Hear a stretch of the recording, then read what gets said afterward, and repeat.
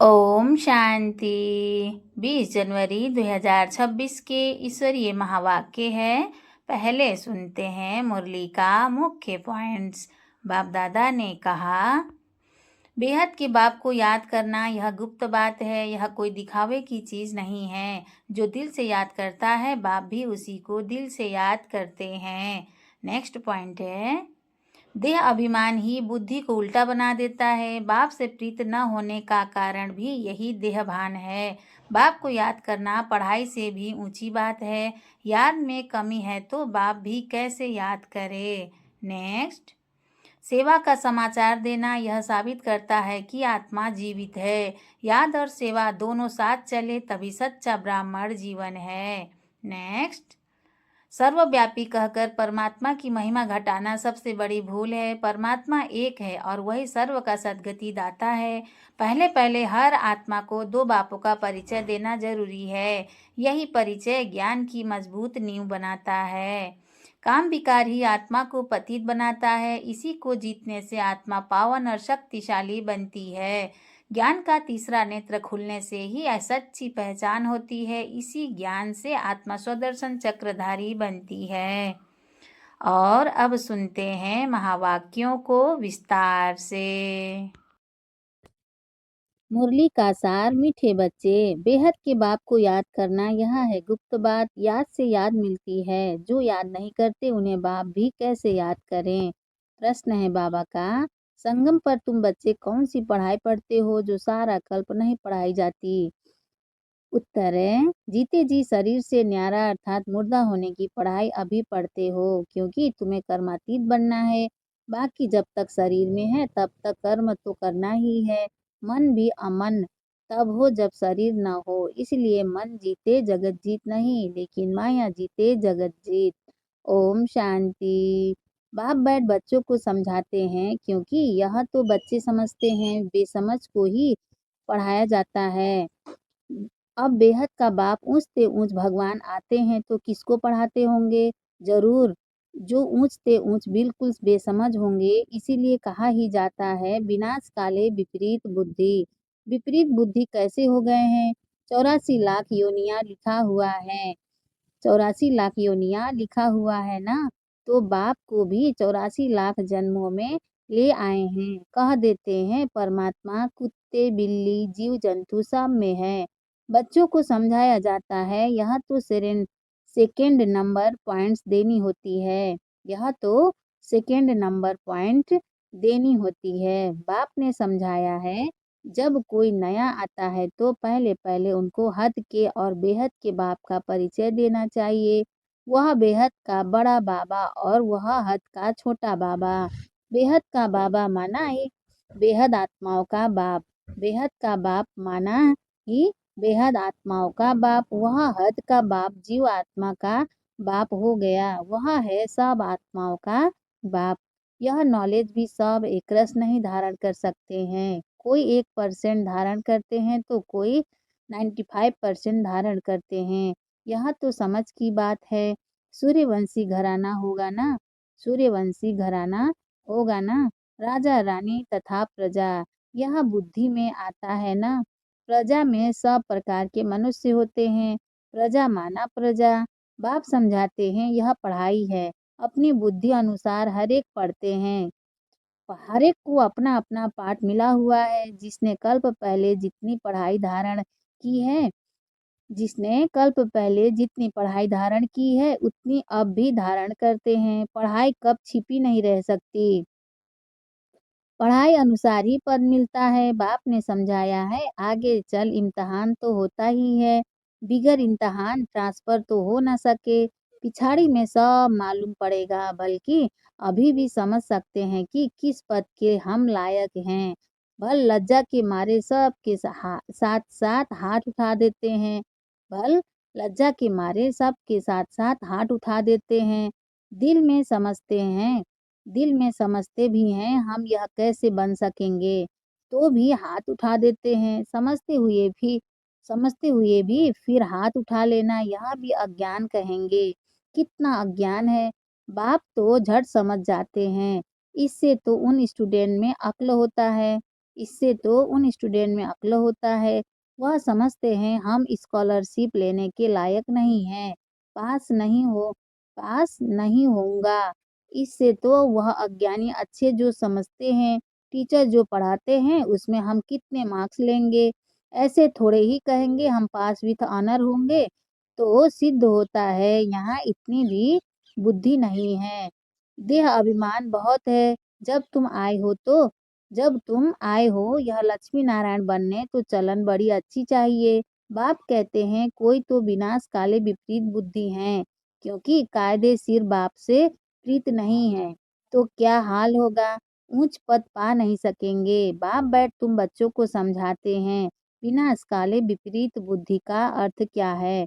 बच्चे ही पूरा नहीं समझ सकते तो फिर और क्या समझेंगे। बच्चे ही पूरा नहीं समझ सकते तो फिर और क्या समझेंगे।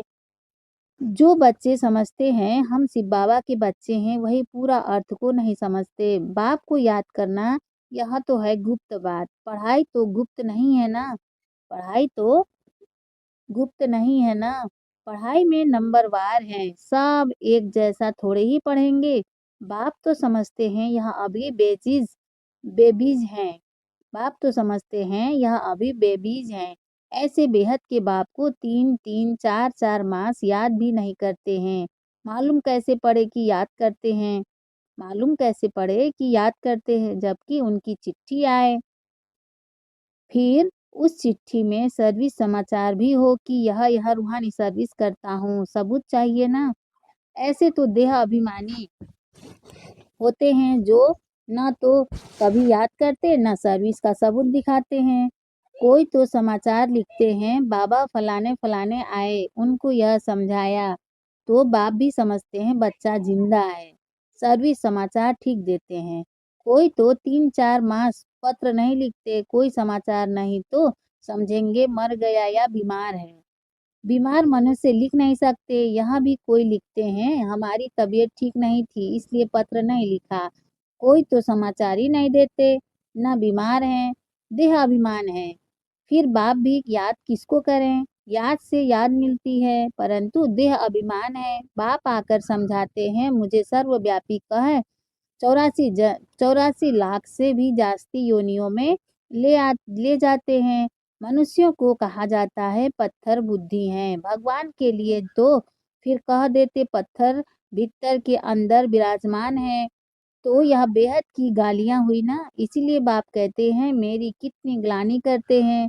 अभी तुम तो नंबरवार समझ गए हो, भक्ति मार्ग में गाते भी हैं आप आएंगे तो हम वारी जाएंगे, आपको वारिस बनाएंगे। यह वारिस बनाते हैं जो कहते हैं पत्थर ठिक्कर में हो। यह वारिस बनाते हैं जो कहते हैं पत्थर ठिक्कर में हो, कितनी ग्लानि करते हैं। तब बाप कहते हैं यदा यदा ही धर्मस्य भवते भारतः। अभी तुम बच्चे बाप को जानते हो तो बाप की कितनी महिमा करते हो। कोई महिमा तो क्या कभी याद कर 2 अक्षर लिखते भी नहीं, दे अभिमान बन पड़ते हैं। तुम बच्चे समझते हो हमको बाप मिला है, हमारा बाप हमको पढ़ाते हैं। भगवानुवाच है ना, मैं तुमको राजयोग सिखाता हूँ। विश्व की राजाई कैसे प्राप्त हो उसके लिए राजयोग सिखाता हूँ। हम विश्व की बादशाही लेने लिए बेहद के बाप से पढ़ते हैं। यह नशा हो तो अपार खुशी आ जाए। भल गीता भी पढ़ते हैं परंतु जैसे ऑर्डिनरी किताब पढ़ते हैं, लेकिन गीता पढ़ने व सुनाने वालों में इतनी खुशी नहीं रहती। गीता पढ़कर पूरी की और गया धंधे में। गीता पढ़कर पूरी की और गया धंधे में। तुमको तो अभी बुद्धि में है बेहद का बाप हमको पढ़ाते हैं, और कोई की बुद्धि में यह नहीं आएगा कि हमको भगवान पढ़ाते हैं। तो पहले पहले कोई भी आवे तो उनको 2 बाप की थ्योरी समझानी है। बोलो भारत स्वर्ग था ना, अभी नर्क है। ऐसे तो कोई कह न सके कि हम सतयुग में भी हैं कलयुग में भी हैं। किसको दुख मिला तो वह नर्क में है, किसको सुख मिला तो वह स्वर्ग में है। ऐसे बहुत कहते हैं दुखी मनुष्य नर्क में है, हम तो बहुत बहुत सुख में बैठे हैं। महल माड़ियाँ आदि सब कुछ है। बाहर का बहुत सुख देखते हैं ना, यह भी तुम अभी समझते हो, सतयुगी सुख तो यहाँ हो नहीं सकता। ऐसे भी नहीं एज को आयरन एज कहो, ऐसे भी नहीं गोल्डन एज को आयरन एज कहो अथवा आयरन एज को गोल्डन एज कहो, एक ही बात है। ऐसे समझने वाले को भी अज्ञानी कहेंगे। तो पहले-पहले बाप की थ्योरी बतानी है।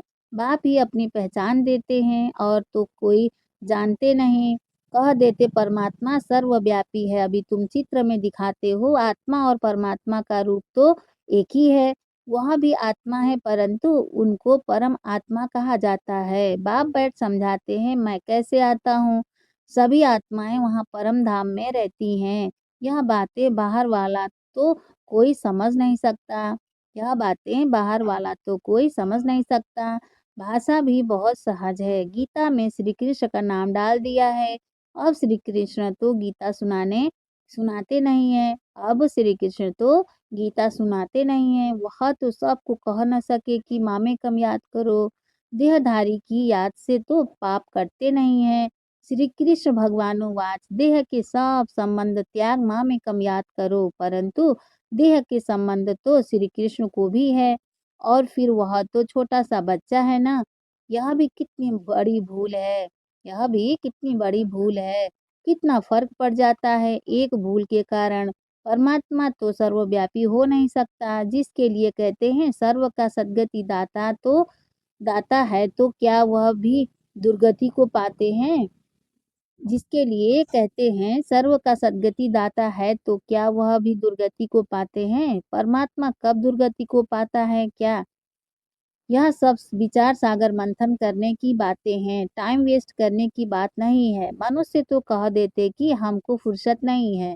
तुम समझाते हो कि आकर कोर्स कोर्स लो तो कहते फुर्सत नहीं। दो दो दिन आएंगे फिर 4 दिन नहीं आएंगे। पढ़ेंगे नहीं तो यह लक्ष्मी नारायण कैसे बन सकेंगे? माया का कितना फोर्स है। बाप समझाते हैं जो मिनट पास होता है वह हूबहू रिपीट होता है, अनगिनत बार रिपीट होते रहेंगे। अभी तो बाप द्वारा सुन रहे हो। बाबा तो जन्म मरण में आते नहीं, भेंट की जाती है पूरा जन्म मरण में कौन आता है और न आने वाला कौन। भेंट की जाती है पूरा जन्म मरण में कौन आता है और न आने वाला कौन। सिर्फ एक ही बाप है जो जन्म मरण में नहीं आता है, बाकी तो सब आते हैं। इसीलिए चित्र भी दिखाया है। ब्रह्मा और विष्णु दोनों जन्म मरण में आते हैं। ब्रह्मा सो विष्णु, विष्णु सो ब्रह्मा पाठ में आते जाते हैं। एंड हो न सके यह चित्र फिर भी आकर सब देखेंगे और समझेंगे। बहुत सहज समझ की बात है। बहुत सहज समझ की बात है। बुद्धि में आना चाहिए हम सो ब्राह्मण हैं, फिर हम सो क्षत्रिय वैश्य शूद्र बनेंगे, फिर बाप आएंगे तो हम सो ब्राह्मण बन जाएंगे। यह याद करो तो भी स्वदर्शन चक्रधारी ठहरे। बहुत हैं जिनको याद ठहरती नहीं। तुम ब्राह्मण ही स्वदर्शन चक्रधारी बनते हो, देवताएं नहीं बनते हैं। यह नॉलेज की चक्र कैसे फिरता है? यह नॉलेज की चक्र कैसे फिरता है? इस नॉलेज को पाने से वह यह देवता बने हैं। वास्तव में कोई भी मनुष्य स्वदर्शन चक्रधारी कहलाने के लायक नहीं है। मनुष्यों की सृष्टि मृत्युलोक ही अलग है। मनुष्यों की सृष्टि मृत्युलोक ही अलग है। जैसे भारतवासियों की रस्म रिवाज अलग है, सबका अलग अलग होता है। देवताओं की रस्म रिवाज अलग है, मृत्युलोक के मनुष्यों की रस्म रिवाज अलग। रात दिन का फर्क है, इसीलिए सब कहते हैं हम पतित हैं। हे भगवान, हम सब पतित दुनिया के रहने वालों को पावन बनाओ। तुम्हारी बुद्धि में है पावन दुनिया आज से 5000 वर्ष पहले थी, जिसको सतयुग कहा जाता है। त्रेता को नहीं कहेंगे। बाप ने समझाया है वहाँ है फर्स्ट क्लास, यहाँ है सेकंड क्लास। तो एक एक बात अच्छी रीति धारण करनी चाहिए। जो कोई भी आवे तो जो कोई भी आए तो सुनकर वंडर खावे। कोई तो वंडर खाते हैं परंतु फिर उनको फुर्सत नहीं रहती। जो पुरुषार्थ करें फिर सुनते हैं पवित्र जरूर रहना है। यह काम विकार ही है जो मनुष्य को पतित बनाता है। जित जिनको जितने से ही तुम जगत जीत बनेंगे, जिनको जीतने से ही तुम जगत जीत बनेंगे। बाप ने कहा भी है, काम विकार जीत जगत जीत बनो। काम विकार जीत जगत जीत बनो। मनुष्य फिर कह देते, मन जीते जगत जीत बनो। मन को वश में करो। अब मन अमन तो तब हो जब शरीर न हो, बाकी मन अमन तो कभी होता ही नहीं। देह मिलती ही है कर्म करने के लिए। देह मिलती ही है कर्म करने के लिए, तो फिर कर्मातीत अवस्था में कैसे रहेंगे? कर्मातीत अवस्था कहा जाता है मुर्दे को। जीते जी मुर्दा, शरीर से न्यारा। तुमको भी शरीर से न्यारा बनने की पढ़ाई पढ़ाते हैं। शरीर से आत्मा अलग है। आत्मा परम धाम की रहने वाली है। आत्मा शरीर में आती है तो उनको मनुष्य कहा जाता है। शरीर मिलता ही है कर्म करने के लिए। एक शरीर छूट जाएगा, फिर दूसरा शरीर आत्मा को लेना है कर्म करने लिए। शांत तो तब रहेंगे जब कर्म नहीं करना होगा। मूल वतन में कर्म होता नहीं। सृष्टि का चक्र यहाँ फिरता है। बाप को और सृष्टि को जानना है, इसको ही नॉलेज कहा जाता है। यह आंखें जब तक पतित क्रिमिनल हैं, तो इन आंखों से पवित्र चीज देखने में आ नहीं सकती। इसीलिए ज्ञान का तीसरा नेत्र चाहिए। जब तुम कर्मातीत अवस्था को पाएंगे अर्थात देवता बनेंगे, फिर तो इन आंखों से देवताओं को देखते रहेंगे। बाकी इस शरीर में इन आँखों से श्री कृष्ण को देख नहीं सकते। बाकी इस शरीर में इन आँखों से श्री कृष्ण को देख नहीं सकते। बाकी साक्षात्कार किया तो उससे कुछ मिलता थोड़े ही है। अल्पकाल के लिए खुशी रहती है, कामना पूरी हो जाती है। ड्रामा में साक्षात्कार की भी नूंद है, इससे प्राप्ति कुछ नहीं होती। अच्छा, मीठे मीठे सिकिलधे बच्चों प्रति माता पिता बाप दादा का याद प्यार और गुड मॉर्निंग। रूहानी बाप की रूहानी बच्चों को नमस्ते। हम रूहानी बच्चों की रूहानी माता पिता बाप दादा को याद प्यार गुड मॉर्निंग। नमस्ते बाबा, नमस्ते बाबा, नमस्ते बाबा। शुक्रिया बाबा, शुक्रिया। धारणा के लिए मुख्य सार है, फर्स्ट पॉइंट है बाबा का, शरीर से न्यारी आत्मा हो, जीते जी इस शरीर में रहते जैसे मुर्दा। इस स्थिति के अभ्यास से कर्मातीत अवस्था बनानी है।